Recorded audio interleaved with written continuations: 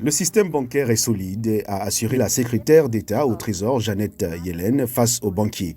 Les propos de Mme Yellen et d'autres responsables interviennent après la chute en bourse de la First Republic Bank, basée à San Francisco.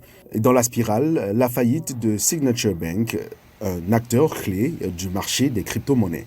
L'administration Biden a protégé les clients de la Signature Bank et de la Silicon Valley Bank, un grand pourvoyeur en liquidité des startups du secteur de la technologie qui a également fait faillite durant ce mois.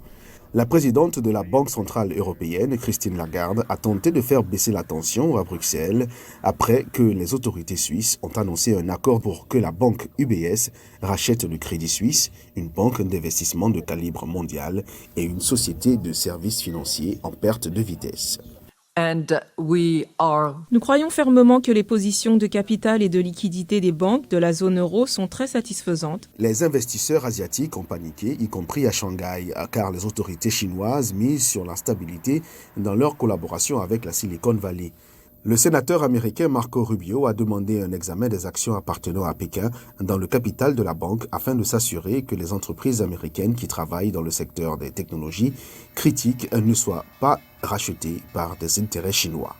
Le gouvernement américain a agi pour éviter ce que les économistes appellent l'effet domino, explique Diane Ellis, une ancienne de l'autorité de régulation des États-Unis qui travaille aujourd'hui pour la société de services financiers IntraFi. Elle s'est entretenue avec la VOA via Zoom.